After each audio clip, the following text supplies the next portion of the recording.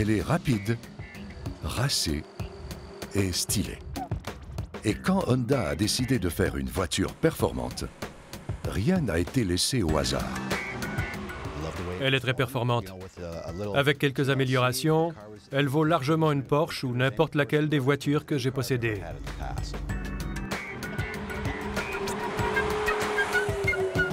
La Mazda Miata a relancé l'auto à 2 places en Amérique du Nord. Et les ingénieurs qui l'ont conçue avaient bien réfléchi à ce qu'ils attendaient d'une voiture sport. Pour le marché britannique, je voulais planifier des fuites d'huile le vendredi.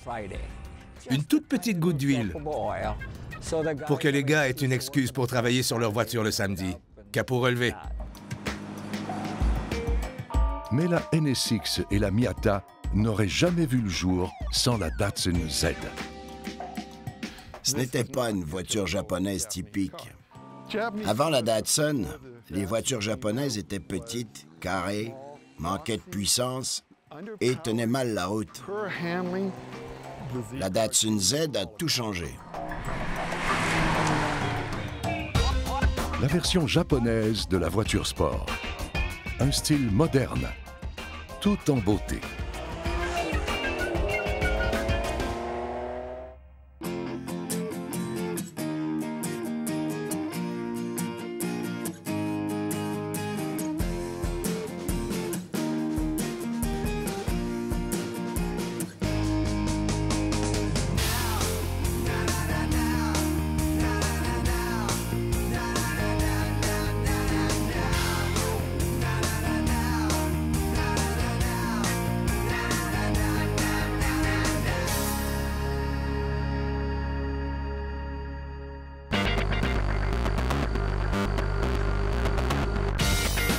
C'est la super voiture la plus fiable qui ait été construite. Une voiture qui démarre chaque fois qu'on tourne la clé, qui n'exige qu'un entretien de base et qui roule comme, disons... Une machine bien huilée. On a surnommé la Honda NSX la première super voiture du quotidien. Et depuis 17 ans, c'est justement l'aspect quotidien qui compte aux yeux de Jim Ellis.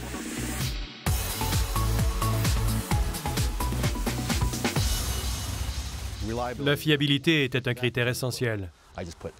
Chaque année, je la conduis d'avril à novembre, et ce quotidiennement. Elle démarre du premier coup. Il faut faire la vidange d'huile et changer les pneus de temps à autre, et c'est tout. Il n'y a aucune grosse dépense. L'histoire d'amour entre Jim et sa NSX a commencé un jour de pluie, comme bien souvent dans les histoires d'amour. J'allais au travail et il pleuvait des cordes.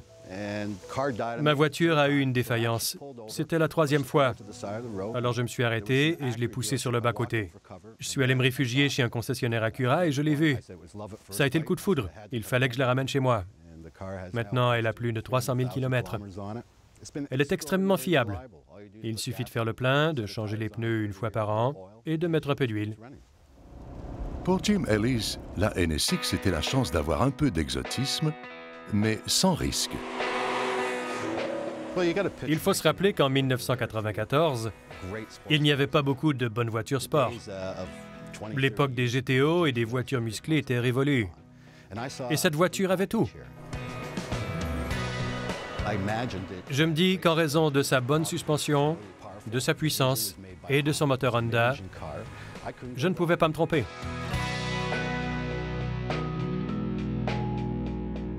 Quand Honda sort la NSX en 1990, c'est pour faire concurrence à Ferrari.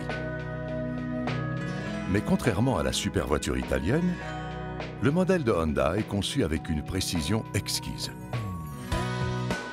Il s'agit du premier châssis monocoque en aluminium de série. Autrement dit, tous les éléments de la structure sont intégrés au châssis, qui est fait d'un seul bloc. Il y a peu de pièces qui sont boulonnées ou soudées.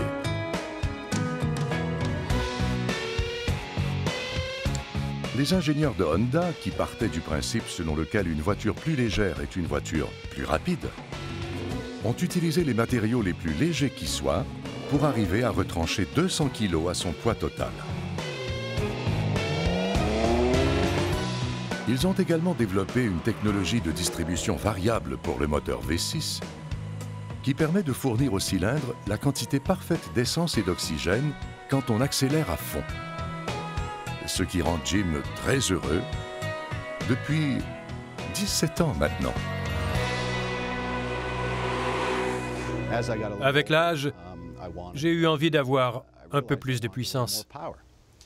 Donc, après 300 000 km, j'ai regardé mon auto, c'était en 2007, et j'ai réalisé que je voulais autre chose. J'ai donc cherché une autre voiture. Au bout du compte, Jim a réalisé qu'il aimait beaucoup trop sa voiture pour s'en défaire. Il s'est donc dit que quelques améliorations étaient de mise. Mes amis m'ont pris pour un fou. On a commencé par le moteur, auquel on a intégré un compresseur volumétrique et un interrefroidisseur. J'y suis allé fort, mais je ne pouvais pas m'arrêter là, car il fallait des freins en conséquence. On a ainsi changé les freins ABS, puis on s'est attaqué aux suspensions, au système d'échappement. On a aussi refait la boîte de vitesse à cause de l'âge de la voiture. On a installé ce qu'on appelle une boîte à vitesse courte japonaise, ce qui accroît les performances de la voiture. On a installé un meilleur système de son. Je suis un gars des années 1970 et j'aime bien écouter mon rock à fond. Alors on a mis un système stéréo. Jim s'est dit qu'il serait aussi opportun de rehausser le système de gestion du moteur. Voici ici le fameux système. Il y a le GPS, mais ce qui est fantastique, c'est que je peux aussi consulter les principaux éléments du moteur. Je peux surveiller le rapport air-carburant, soit la quantité d'air et de carburant, la tubulure d'admission, mesurée en PSI, la température à l'entrée, ainsi que la température du liquide de refroidissement. Ça permet de surveiller une éventuelle surchauffe, le niveau des batteries et le régime du moteur. Au fil du temps, le moteur apprend de toutes ces données. Plus on conduit la voiture, plus le moteur apprend.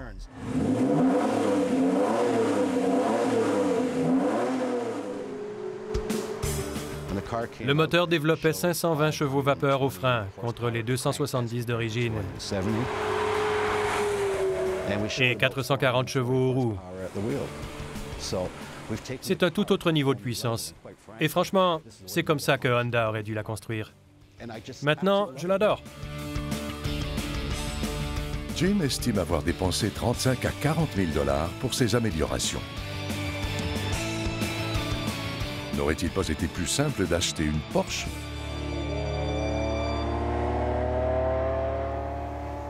Cette voiture est intemporelle. Honda n'en a pas construit tant que ça et a cessé la production il y a 3 ou 4 ans. J'adore cette voiture. Elle est très performante. Avec quelques améliorations, elle vaut largement une Porsche ou n'importe laquelle des voitures que j'ai possédées. Et ce sont justement les anciennes voitures de Jim, une en particulier, qui ont influencé toutes ses décisions, y compris celle d'acheter une NSX. Dans les années 1970, j'ai eu une 240Z 1973. C'était une voiture fantastique. Elle avait beaucoup de charme. Elle n'était pas très performante, elle ne se comportait pas très bien dans les virages, mais elle avait beaucoup d'allure. Je me rappelle qu'au volant de ma 240Z 1973, c'était un peu dangereux dans les virages. Celle-ci tient bien mieux la route. C'est une 240Z beaucoup plus raffinée. La Fairlady Z, connue en Amérique du Nord sous le nom de Datsun Z, a changé à jamais l'image des voitures japonaises.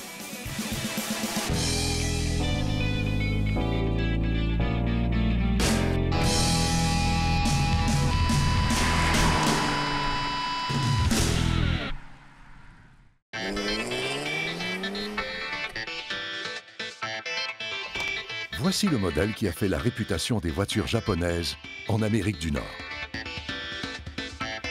Ce n'est pas une voiture japonaise typique.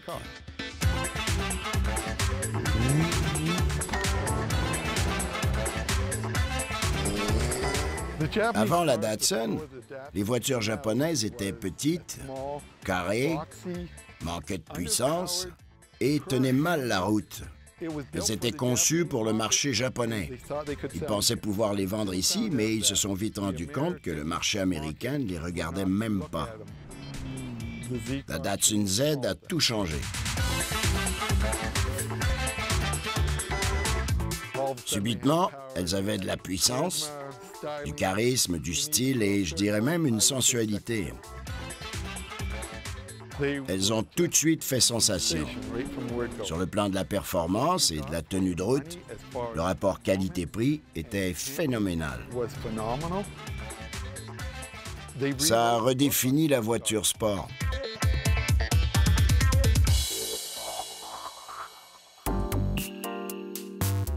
Au Japon, on l'appelait Fairlady Z de Nissan. À l'usine, on la surnommait aussi la S30.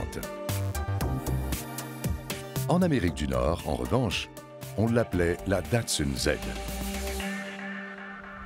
Datsun est un petit constructeur automobile qui a été racheté par Nissan. Quand ils ont commencé à vendre ce modèle en Amérique du Nord, ils ne l'ont pas fait sous le nom Nissan. Apparemment, ça faisait trop japonais et ils ont décidé de la vendre sous la bannière Datsun.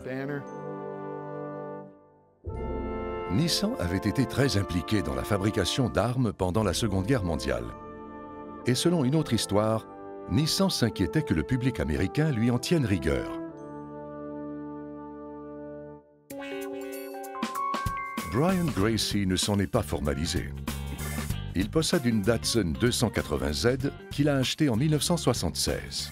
À l'époque, la Datsun Z avait déjà changé 2 fois de numéro. La 240Z d'origine était devenue la 260, elle-même devenue la 280. C'est le même niveau de tenue de route. La carrosserie est quasi identique, tout comme la taille. Il y a juste les pare-chocs qui la rendent plus longue que la 240. De plus, tous les panneaux de carrosserie sont interchangeables. On est en 1976. Jimmy Carter est élu président. Le Concorde fait son premier vol. L'entreprise Apple est créée. Et Brian Gracie a un sérieux penchant pour les sportives. J'avais acheté une Ford Pinto 1971 parce qu'elle n'était pas chère. C'était une belle voiture brun métallisée. Je l'ai utilisée pendant 2 ans. J'ai fini de la payer et j'ai économisé un peu parce que je voulais une nouvelle voiture sport. Une voiture rapide, du moins.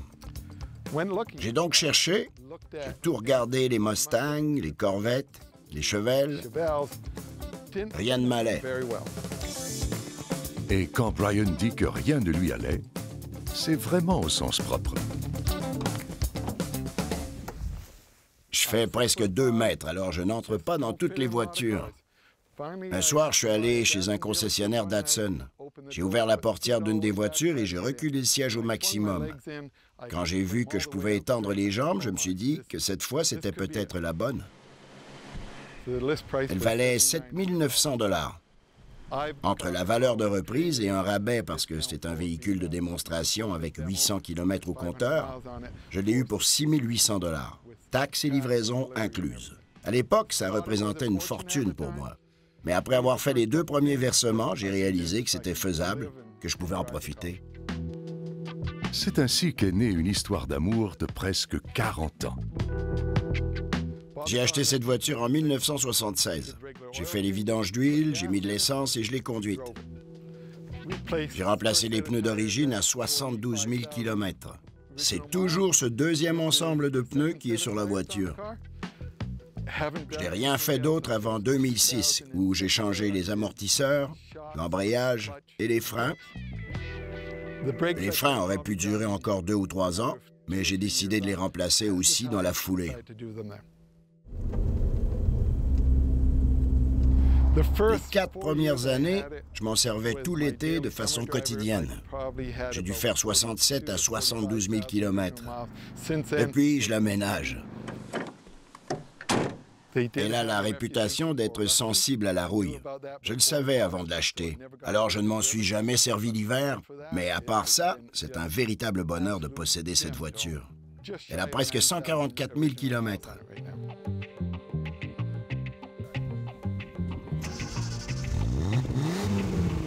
Brian dit que ce qu'il préfère faire avec sa Datsun 280Z, c'est ça. Un virage serré pris à vive allure, voilà ce qu'il préfère.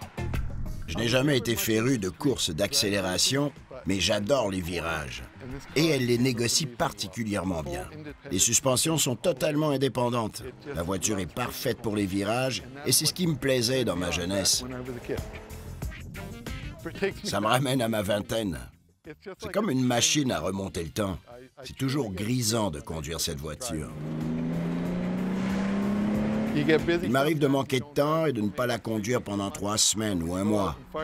Mais dès que je démarre et que je commence à rouler, c'est le bonheur. Les Datsun Z ont révélé au marché nord-américain ce dont les ingénieurs japonais étaient capables. La prochaine grosse percée aura lieu 19 ans plus tard, avec la Mazda expérimentale 5, qu'on appelle aussi la Miata.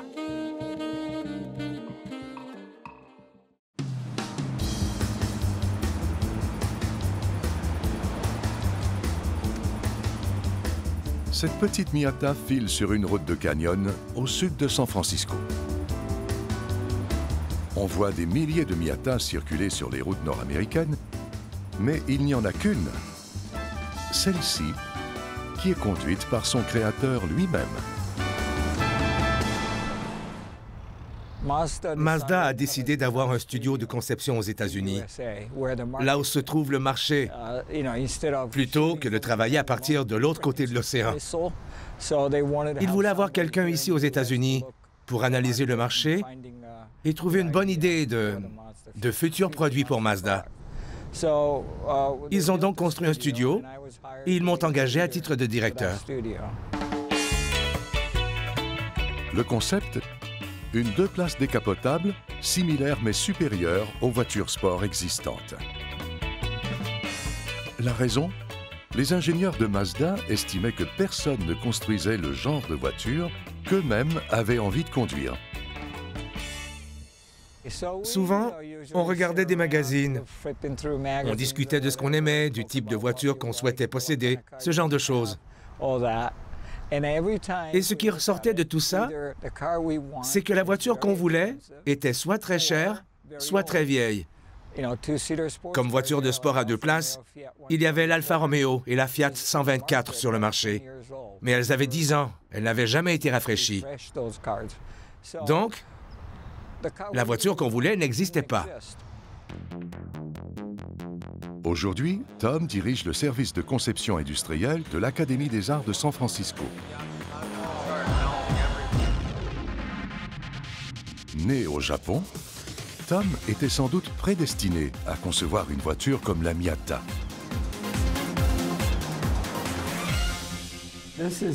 Ce dessin date de 1963. Je devais avoir 15 ou 16 ans. J'utilisais des couvertures de cahiers, comme vous pouvez le voir. Je m'en servais pour ébaucher toutes sortes de voitures. Celle-ci, c'est une Mazda Familia. À l'époque, je ne savais pas que je travaillerais pour Mazda. Celui-ci date de 1965. Comme vous le voyez, j'ai fait des progrès. Je me suis bien amélioré en 2 ans. Et ici, c'est mon concept. Ces voitures existaient, mais celle-ci est mon concept. À l'époque, je faisais une fixation sur les bicorps. Elle date de 1964.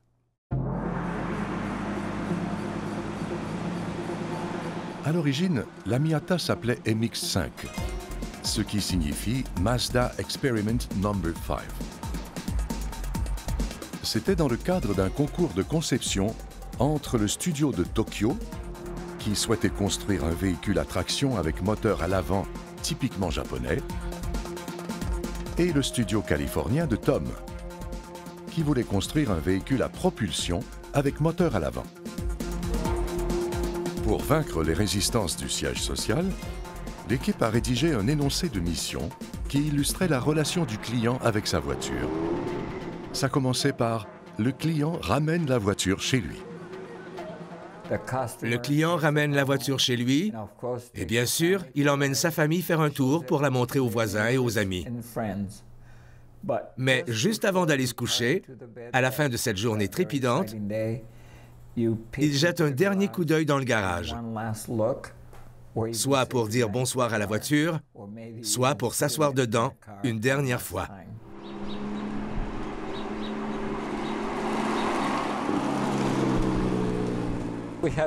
On a eu de nombreuses réunions avec les ingénieurs du Japon.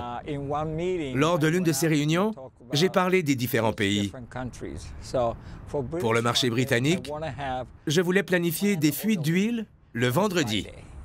Une toute petite goutte d'huile pour que les gars aient une excuse pour travailler sur leur voiture le samedi. Capot relevé. Pour les États-Unis, je voulais un cliquetis intégré. Que la voiture se mette à faire un cliquetis au bout de 2 ans. Les ingénieurs japonais n'ont pas compris le coût des fuites et des cliquetis. Ils n'ont jamais compris que c'était une blague.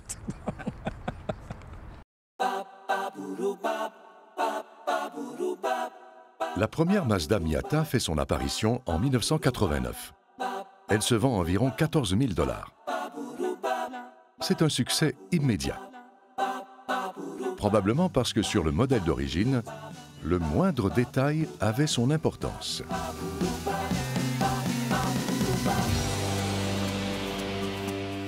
On voulait que ceci soit le phare, pour des raisons de commodité. Mais à l'époque, il n'y avait pas de technologie pour que ça fonctionne. On a donc opté pour un phare qui était caché lorsqu'il n'était pas en fonction. Lors d'un voyage au Japon, j'ai vu qu'on avait développé ça. C'était juste une boîte carrée. Et pour ma part, on ne pouvait pas se contenter d'intégrer cette boîte carrée à la conception de la voiture. Alors, à l'aide d'un outil, je l'ai modelé pour lui donner du caractère. Ça se rapproche de la liberté qu'on ressent à moto, mais sur 4 roues. Elle est vive, agile et décapotable, bien sûr. Elle rappelle les souliers de course. Je la surnommais comme ça.